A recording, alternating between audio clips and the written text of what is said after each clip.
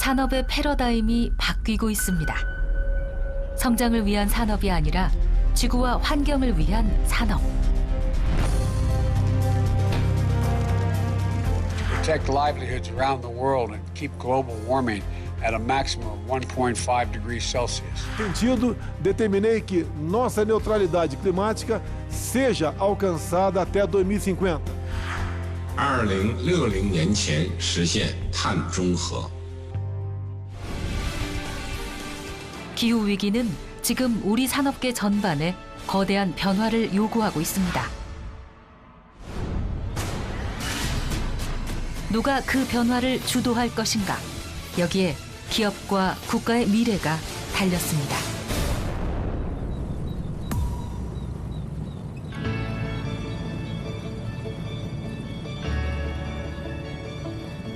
얼마 전 인구 1억 명을 돌파한 베트남.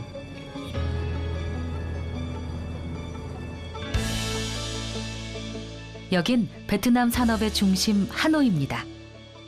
떠오르는 아시아의 용이라 불리며 무서운 기세로 성장하고 있는 신흥 산업국 베트남.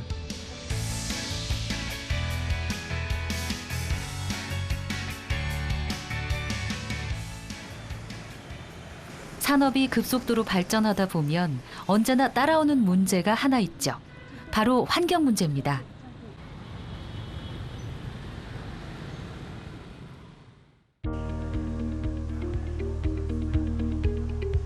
어쩌면 그 환경 문제의 해법이 될지도 모를 중요한 행사 하나가 열렸습니다.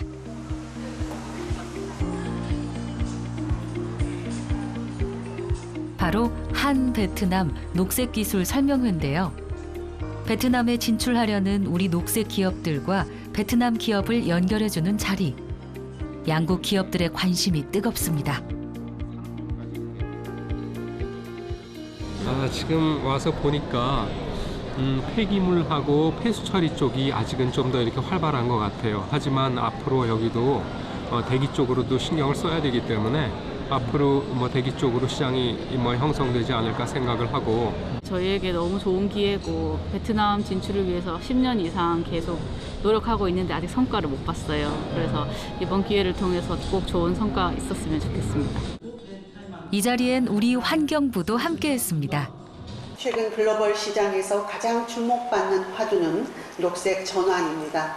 네, 감사합니다. 찡까먼.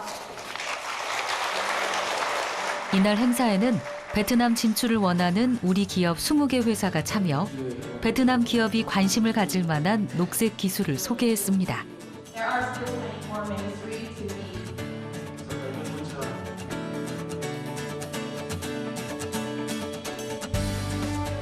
곧 이어서는 베트남 업체와 1대1 상담이 이어졌는데요.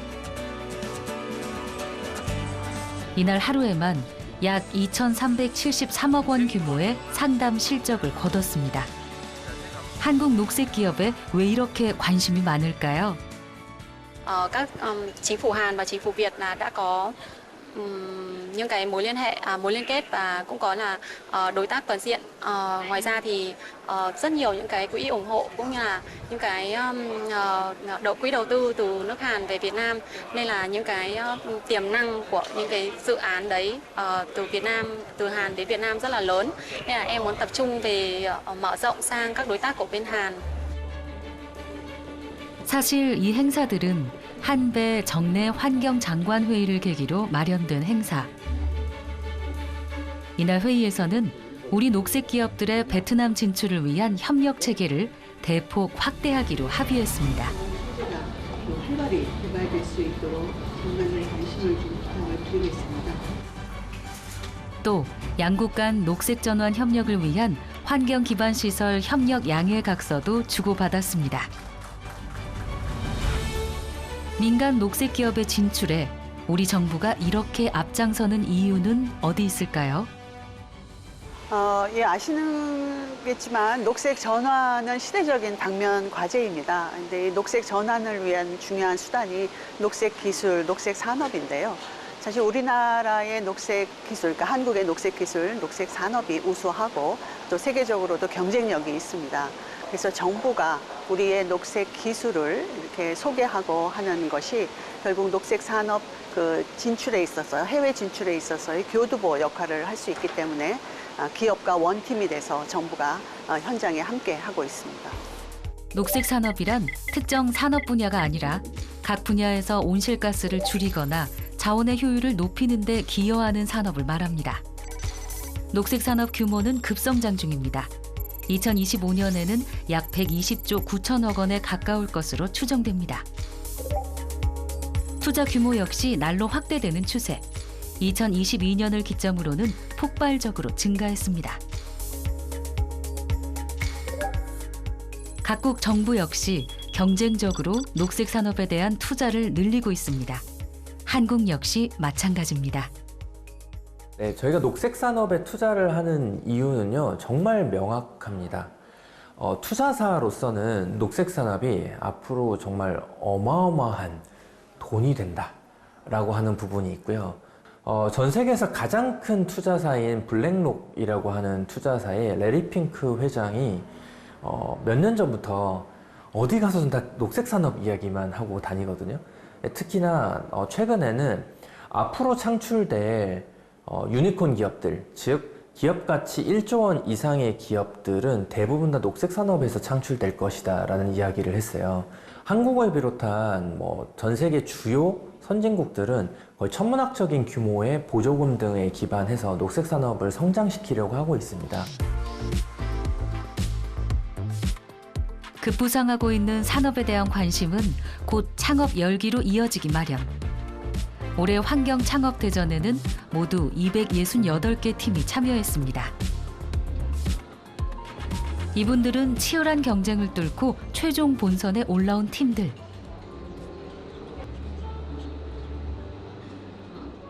그런데 웃음기 하나 없이 진지한 얼굴의 이 사람.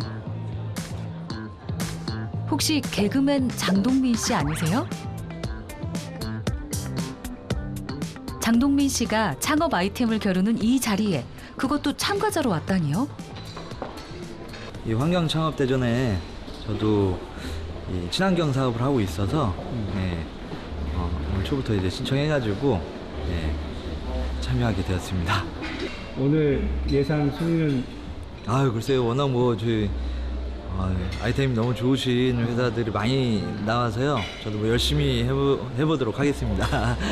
기대하는 순위는 대상 받으면 좋죠. 좋습니다. 지금부터 2023 환경창업대전 행사를 시작하겠습니다. 큰 박수 부탁드리겠습니다. 오늘의 친환경 HDP 환경창업대전은 2개 분야로 나뉘어 진행됩니다. 참신한 아이디어를 선발하는 창업 아이디어 부분, 업력 7년 미만의 유망 기업을 선발하는 환경 창업 스타 기업 부분.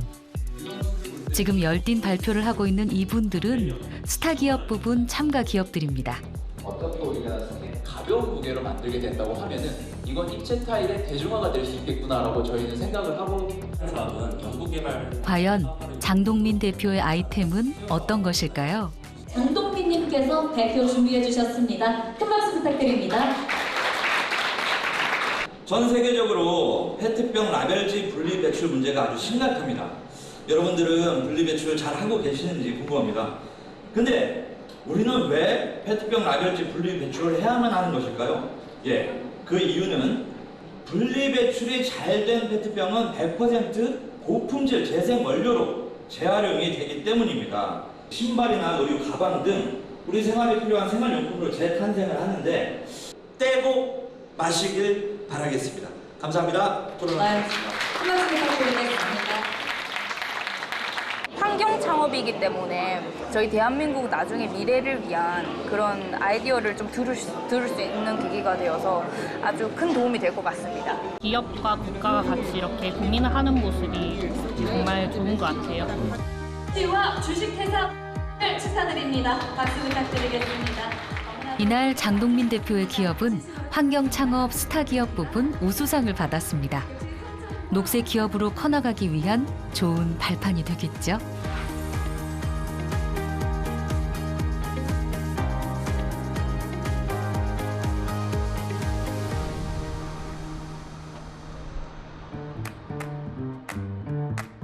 장동민 씨가 만든 녹색 기업. 궁금하지 않으세요? 아직은 대표의 직원 몇 명이 전부인 작은 스타트업. 아이디어 내는 것도 창업도 장동민 씨가 직접 다 했답니다. 아이템은 페트병 재활용에 관한 기술. 이미 특허까지 출원된 상태입니다.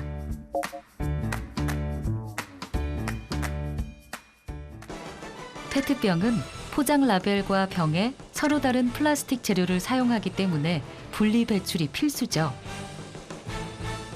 모든 아이디어의 시작이 다 그러하듯이 장동민 씨 역시 생활 속 작은 질문이 이 일의 시작이 됐습니다.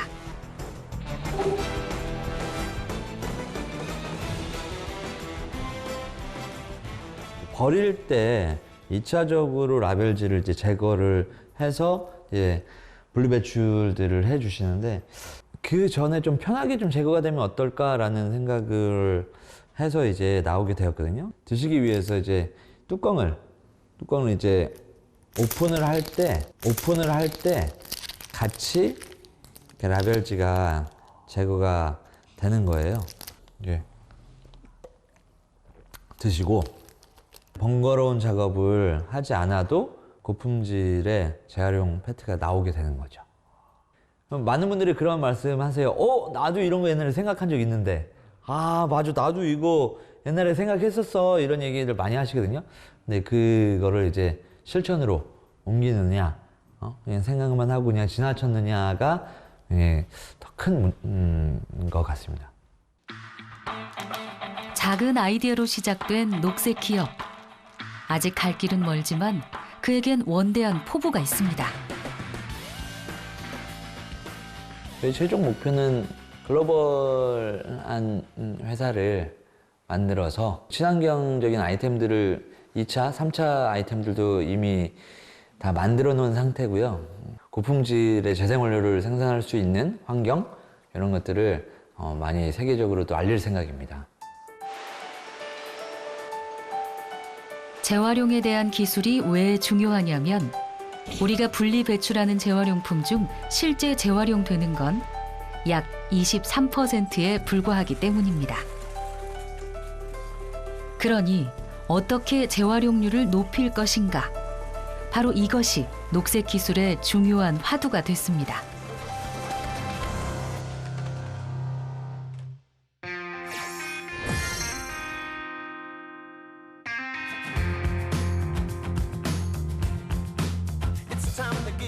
그래서 그 답을 찾아 나선 기업이 있습니다.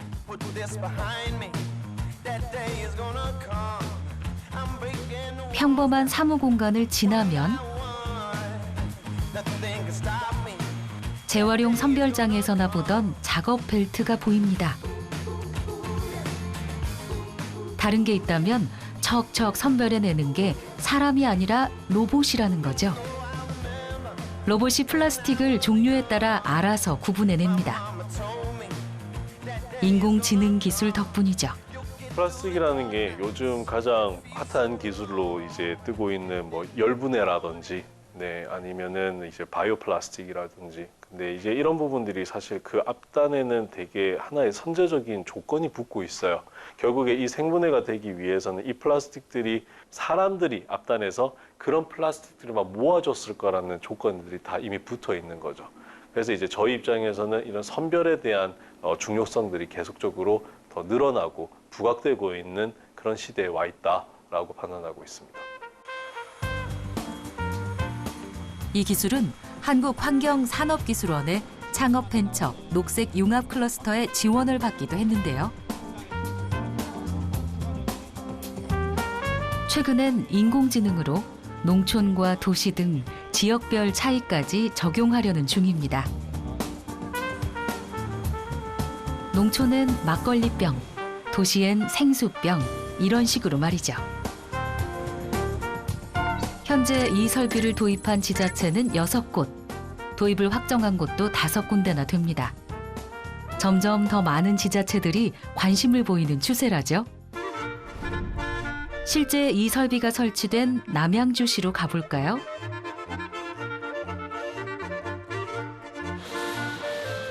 연일 각종 플라스틱들이 쏟아져 들어오는 선별 작업장. 이 작업장엔 모두 3대의 설비가 설치되었는데요.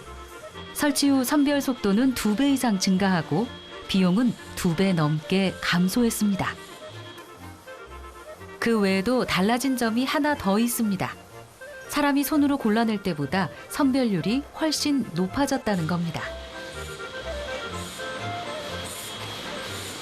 지금 환경부 정책이 재생원료의 고품질합니다. 사람이 했을 때는 아무래도 선별률이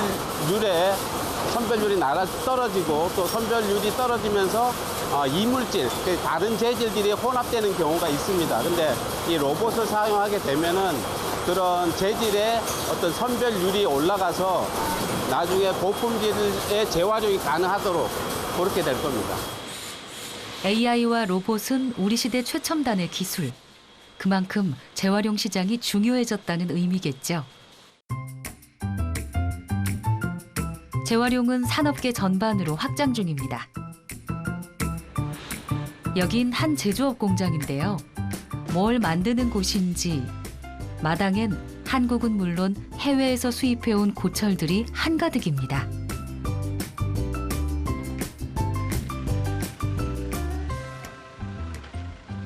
순도가 가장 좋은, 그리고 이걸 가지고 얼마든지 충분히 활용할 수 있는, 정말 애지중지 키우는 저희 같이 가는 반려동물 같은 그런 느낌이 정도도 있습니다, 사실은. 이 고철들이 반려동물 같다고요?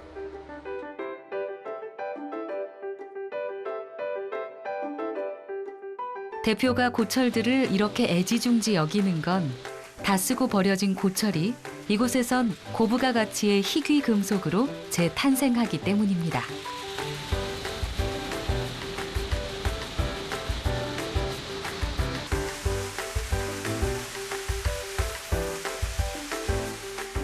바로 티타늄인데요.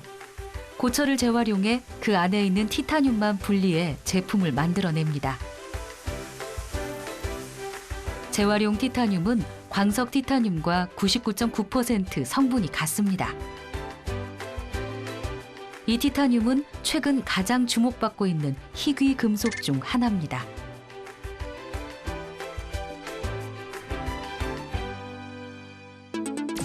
최근 티타늄이 필요한 산업이 급격히 늘고 있습니다. 선박과 항공, 그리고 방위산업과 항공우주산업. 그러니까 갈수록 중요성이 커지고 있는 첨단 산업에 꼭 필요한 소재인 거죠. 문제는 품질. 어떻게 하면 이물질이 섞이지 않은 고품질의 티타늄을 만드느냐는 것인데요. 그래서 오래전부터 준비한 게 이 플라스마 용해로입니다. Hello. Yes. So we'll make an ingot today by a small one, just a short one. just a short one. Yes. She told me just a little stub. A little bit, yeah. And how long stub is the best, you think? 20 to 30 kilos. We'll try to know. 이전에는 없던 장비라 특별히 장비 컨설턴트까지 초빙했습니다. 이게 이제 플라즈마 토치라고 하는데 플라즈마로 그 스크랩을 녹이는 기계 장비입니다. 일반 용해 로드는 1500도, 1600도에서 용해를 할 수 있게 만들어 놓았는데 이 플라즈마 장비는 5000도, 만도까지 온도를 올릴 수가 있어요. 그래서 여러 가지 금속을 자유자재로 녹일 수 있게끔 저희들이 설계를 한 겁니다. Down inside. Down inside. 재활용 티타늄을 만들어내는 것 자체도 친환경적이지만 장비가 작동되는 방식 역시 환경을 염두에 뒀습니다. So it's very different than other aluminum melting furnaces or steel melting furnaces, where in most cases you have to have fully protective covering in order to get close to the melting chamber or the melting area. So there's no gas-fired heating similar to, let's say, some heat treating applications for steel and other things. So in that sense, it is also eco-friendly that we're using electricity to heat the titanium and in many cases, in this instance, also melt it. 현재 우리나라 산업에서 가장 많은 탄소를 배출하고 있는 분야는 철강업.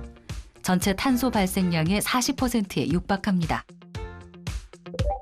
재활용 티타늄은 광석 티타늄에 비해 생산에 드는 에너지가 95% 가까이 줄어들고 탄소 배출량 역시 95% 이상 감소합니다. 철강업에서 재활용이 각광받는 이유입니다. 최근 ESG 경영이 전 세계적으로 대두가 되고 있는데요.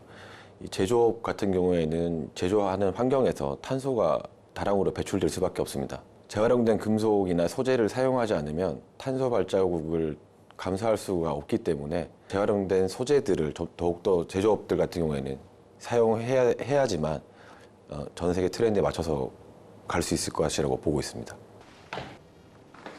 재활용 티타늄을 찾는 회사들이 많아지면서 수출도 점점 늘어나는 추세. 지금 이 회사가 공들이고 있는 건 인도 시장입니다.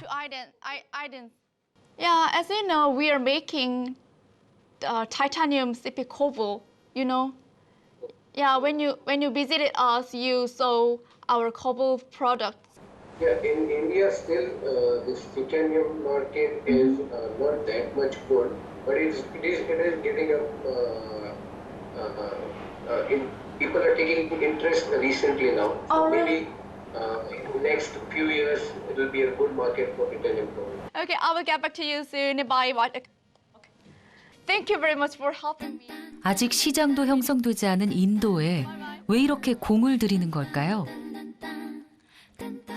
그래서 이 선점이 어느 정도 중요하냐면 저희들이 이제 우리 회사가 리사이클링한 제품을 인도에 먼저 들어가서 그 증명을 받고 사용성에 문제가 없다라고 하는데 대략 한 1, 2년 정도가 걸려요.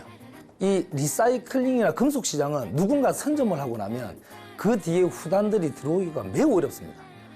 왜냐하면 잘 쓰고 있는데 굳이 내가 다른 것으로 또 바꿔야 할까? 가격도 좋고 품질도 좋은 제품을 리사이클링 제품을 저희들이 선점을 하게 되면 다른 회사가 진입하기가 그만큼 어려운 진입 장벽이 생깁니다.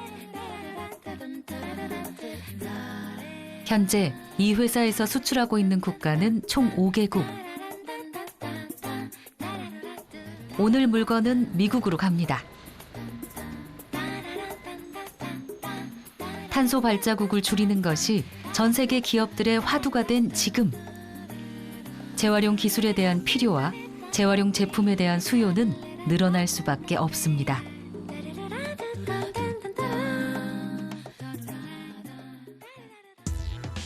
그럼 남은 문제는 이것이겠죠.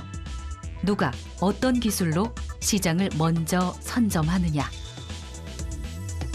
전 세계 대기업들이 달라드는 이유가 리사이클링을 하지 않으면 결론적으로 우리는 원재료가 지구상에서 사라질 것이다라는 어떤 공포감에 휩싸이다라고 보시면 됩니다. 그러면 방법은 리사이클링밖에 안 남죠.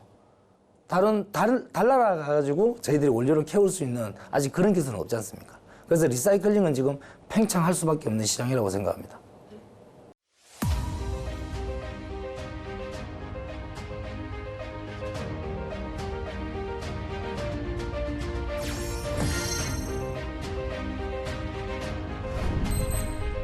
팽창하고 있는 녹색 산업 시장을 선점하기 위한 노력은 각 나라들 역시 치열합니다. 올해 6월 중동 국가 오만에서는 온 세계가 놀란 그린 수소 독점 사업권 계약 체결이 있었습니다. 계약을 따낸 것은 우리 기업들이 주축이 돼 만들어진 컨소시엄. 세계 굴지의 에너지 기업들을 물리치고 거둔 놀라운 성과입니다. 사업 규모도 어마어마합니다. 2021년 기준으로 대한민국에서 수입한 암모니아 전체량 이 135만 톤입니다. 연간 대한민국에서 수입하고 사용하는 양에 육박하는 양의 암모니아를 이제 그린 암모니아로 생산할 수 있는 규모의 프로젝트입니다. 기존의 화석 연료에서 만들어진 수소를 그레이 수소라 하는데 화석 연료를 사용하니 탄소가 발생할 수밖에 없습니다. 그린 수소란 재생에너지를 사용해 저탄소 혹은 무탄소 배출의 수소 에너지를 말합니다. 가장 완벽한 청정에너지로 불리는 이유도 여기 있습니다. 오만에서 지어질 그린 수소 사업단지의 규모는 여의도의 11배에 달합니다. 인근 바다에서 필요한 물을 조달하고 오만의 풍부한 태양광과 풍력 발전으로 에너지를 얻습니다. 친환경 담수와 재생에너지로 생산되는 그린 수소는 100km의 수소 배관을 통해 암모니아 합성 플랜트로 이동되고 그린 암모니아로 바뀌어 세계로 나가게 됩니다.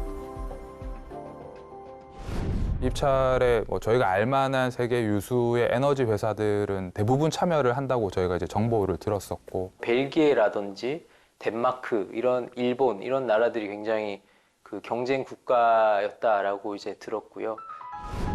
환경부는 많은 비용이 드는 사전 타당성 검사와 정부 간 대화로 계약 체결을 도왔습니다. 이 사업을 하기를 원하면 부지를 배정해주겠다라고 했었는데 중간에 갑자기 입찰제로 전환하겠다. 특히 오만 같은 경우는 왕정 국가다 보니까 또 왕의 의사결정이 굉장히 중요하고 그렇다 보니까 굉장히 의사결정이 늦고 이러한 부분들을 좀 컨트롤하는 게 좀 어려웠던 점이었던 것 같습니다. 오만이 본 한국 기업의 장점은 무엇이었을까요?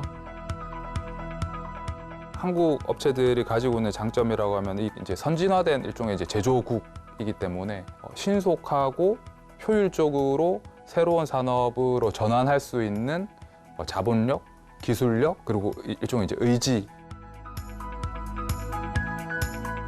새롭게 다가오고 있는 재생에너지의 시대.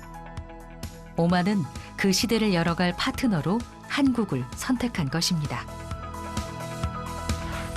환경부는 녹색산업 수주 지원과 함께 폐플라스틱 10분해, 메리가스 발전, 폐배터리 재활용 등 고도화 방향으로 확장되고 있는 녹색산업 트렌드에 맞춰 지원을 강화했습니다.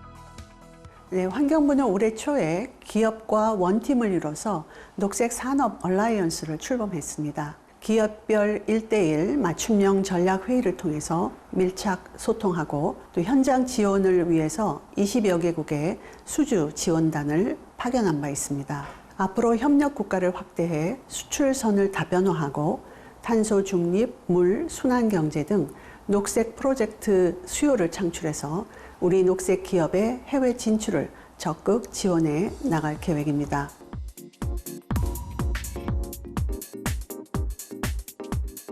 베트남에서는 아예 한국 베트남 환경산업협력센터를 운영 중인데요.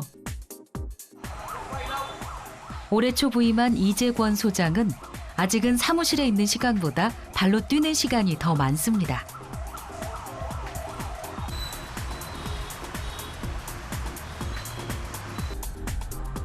베트남에 진출하는 한국 기업이 늘어나면서 더 바빠졌죠.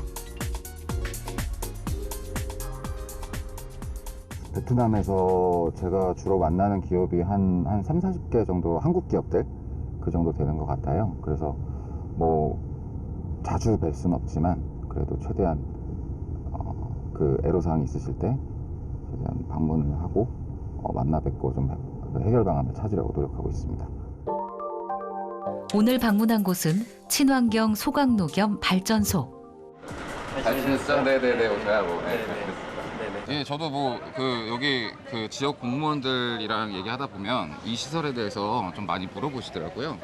그래서 네. 저도 뭐 최대한 홍보를 하고 있긴 한데 뭐 아니면 이제 투자자들 만날 때 한번 같이 회의를 하시죠.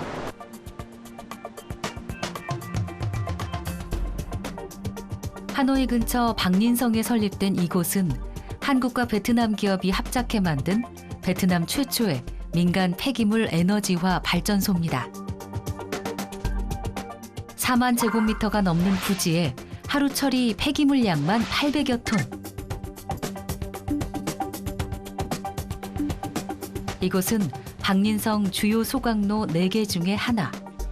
박린성에서 나오는 생활 폐기물의 25%를 처리하는 것이 목표인데 지금도 주요 소각로에서는 하루 100톤의 생활 폐기물과 80톤의 산업 폐기물을 처리하고 있습니다.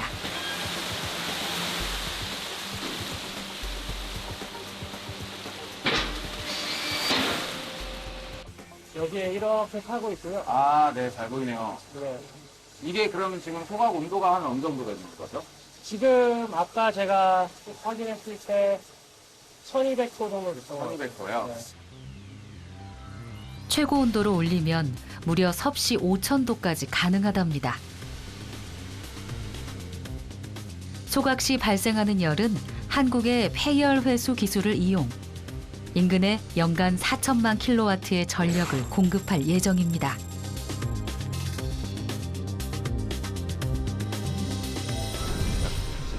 이 모든 과정은 컨트롤 타워에서 직접 모니터하고 조정할 수 있도록 되어 있고요.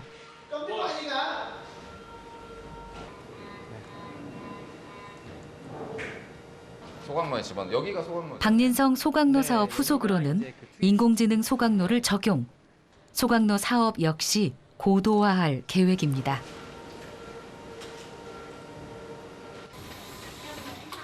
하지만 궁금한 게 있습니다. 어떻게 불에 태우는 소각로가 녹색 산업이 될 수 있는 거죠? 1차 연속 산업팩 UL 팩이니까 1050도까지 2차 연속이라서 맞춰줘야 돼요. 아, 예. 이렇게 강력하게 소각을 하고 있으면 저는 일반적인 시선에서 봤을 때 저 소각 과정에서 안 좋은 유해 물질들이 계속 대기 중으로 올라가지 않을까라는 그런 걱정을 하는데 지금 저희 사업장에서는 일산화탄소가 현재는 거의 나오고 있지 않고요. 그리고 황산화 산화물도 마찬가지로 거의 발생하고 있지 않습니다. 모든 수치는 기준치 이하. 특히 일산화탄소와 이산화황은 배출량 제로입니다. 이런 모델들을 좀 이제 베트남 내에서도 좀 많이 확산을 시키는 게 베트남 쪽에서도 되게 큰 수요이기도 하고요.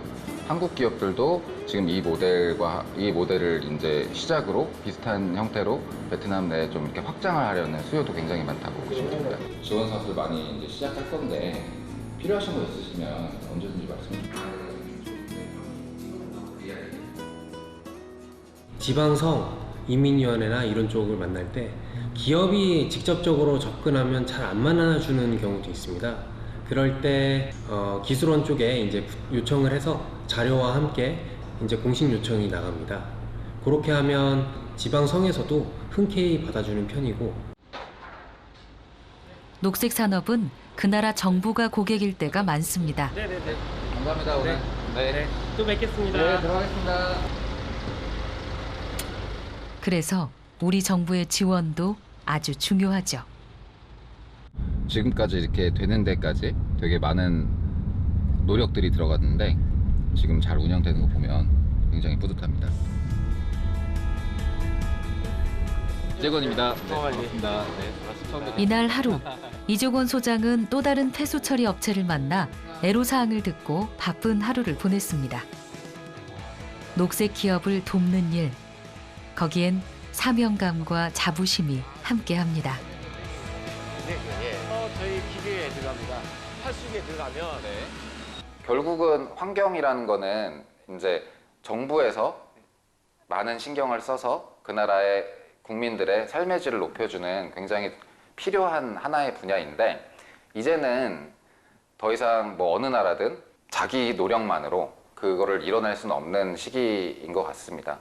그 관점에서 봤을 때는 우리나라 기업들의 우리 기술을 가지고 베트남의 환경을 개선을 하고 있다라는 어떤 그런 현장을 방문할 때도 굉장히 큰 보람을 느끼고 있습니다.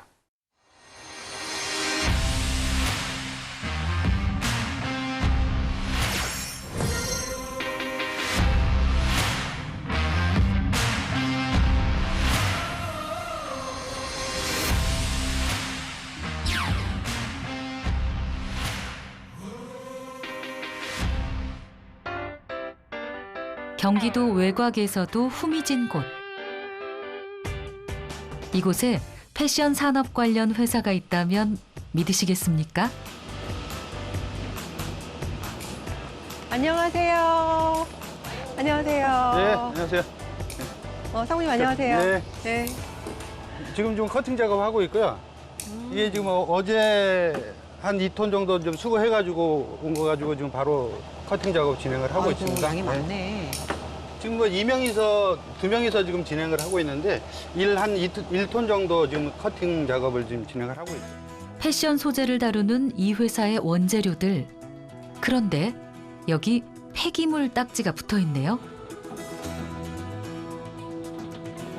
그 원재료는 바로 쓰고 남은 폐가죽.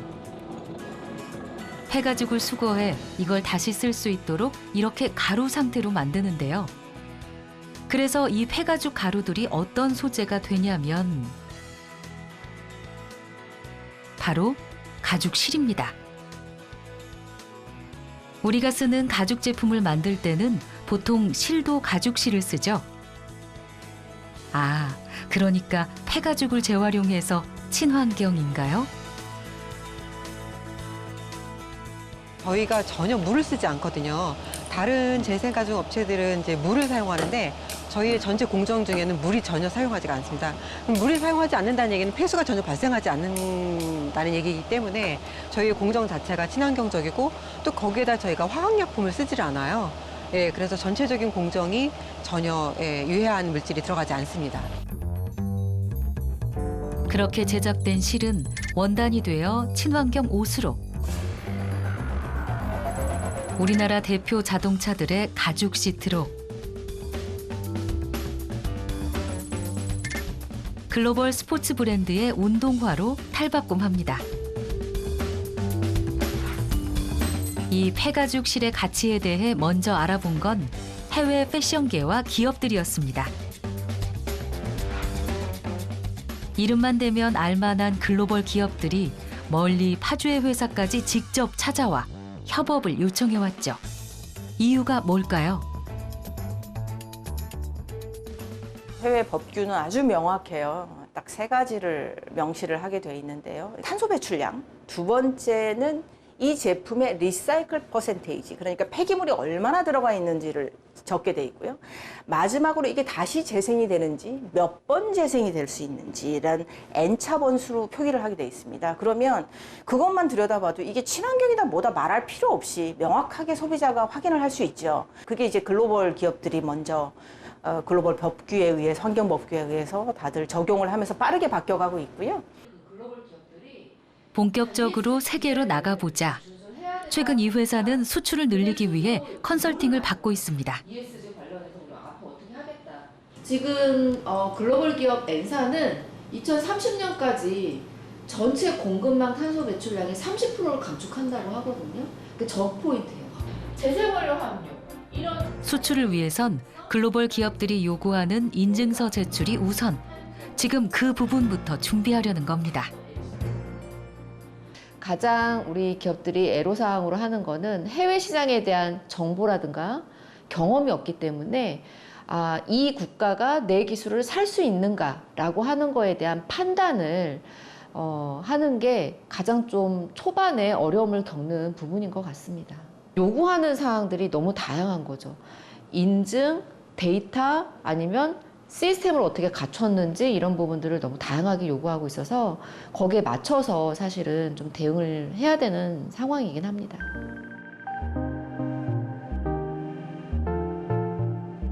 특화된 소재로 세계 시장을 노리는 또 하나의 기업이 있습니다. 어떤 소재냐면요. 바로 레저용 선박 소재입니다. 보기에도 좀 다르죠? 박덕훈 대표는 틈만 나면 자신의 회사에서 배를 주문한 선주들을 직접 찾아갑니다. 선장님. 아, 예, 안녕하세요. 식사를 하시고 오셨어요? 밥 먹었습니다. 아, 잘 예. 계시죠? 예. 배 어떻습니까, 요새?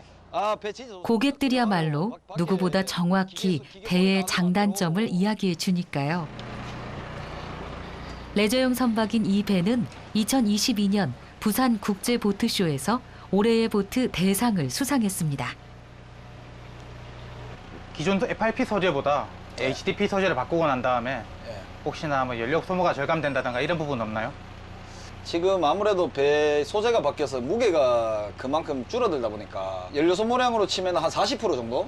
다운사이징이 많이 된 거네요. 예. 그럼 온실가스 배출도 좀 많이 줄어들겠네요. 뭔가 좀 어렵죠? 무슨 이야기냐면 이 검은색 배가 HDPE라는 플라스틱 소재로 만들어졌다는 겁니다. 국내 최초인데요. 그래서 이 배에는 파서빌리티, 가능성이라는 이름이 붙었습니다. 이 배, 뭐가 좀 다른가요? 제일 다른 거는 무엇보다도 연비가 굉장히 좋아진 점이 있고, 그 다음에 두 번째는 조용해진 거. 따개비를 이제 안 비껴도 되는 거. 이 배는 달리면은 이 재질 자체가 미끌미끌하기 때문에 따개비가 다 떨어져 나갑니다. 보통의 선박은 사용기한이 15년에서 20년 정도. 수명이 다하면 그대로 버려집니다. 재활용이 어렵죠. 하지만 이 배는 다릅니다. 배는 사용 연한이 깁니다. 약 20년 이상 사용할 수 있는 걸 목표로 설계가 되어 있는데, 이 20년 정도 사용하고 난 다음에 소재를 가지고 다시 재활용하는 건 쉽지가 않습니다. 하지만 배 같은 경우에는, 이 소재 같은 경우에는 사용 기간이 20년, 30년 이상 되도록 설계가 되었기 때문에 20년, 30년 후에도 다시 녹여서 다른 물건을 새로 만들어낼 수 있는 특징을 가지고 있습니다. 해양오염의 주요 원인으로 떠오른 폐선박. 만약 배를 플라스틱으로 만든다면 100% 재활용도 가능하지 않을까? 그렇게 찾아낸 대안이 지금 바다 위를 누비는 가능성호가 됐습니다.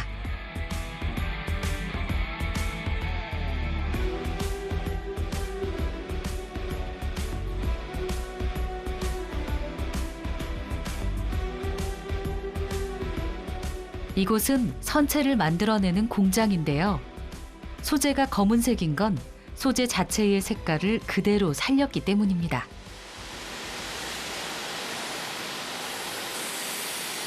이쪽에 보이는 이 알갱이들이 친환경 선박 제작에 사용되는 HDP라는 소재입니다. 밀도 대비 강도가 높아 가볍지만 충격에 강하고 열에 녹아 재활용이 가능한 플라스틱, 바로 HDPE입니다. 플라스틱도 열로 녹여서 다시 이제 사용을 할 수 있는 플라스틱과 다시 사용을 하지 못하는 플라스틱이 있습니다. 이 같은 경우에는 열을 줘서 다시 녹일 수 있는 열 가소성 플라스틱입니다. 그래서 얼마든지 다시 녹여서 재활용이 가능합니다. 왜 우리는 그동안 플라스틱은 환경의 적이라고만 생각해 왔을까요? 한 번 쓰고 버리는 플라스틱이 아니라 오래 쓰고 난 다음 녹여서 다시 쓸 수 있다면 플라스틱도 충분히 가능성을 지닌 소재가 될 겁니다. 바로 이 배의 이름처럼 말이죠.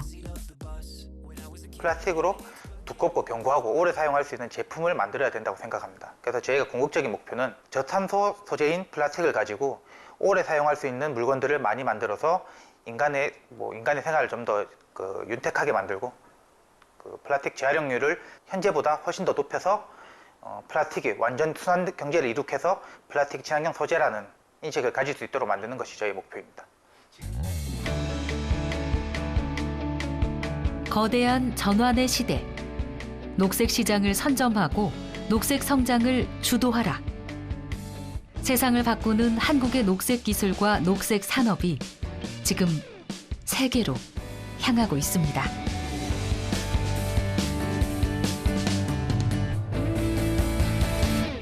지금부터 시작해봐. 앞을 달려 Running 세상에 소리쳐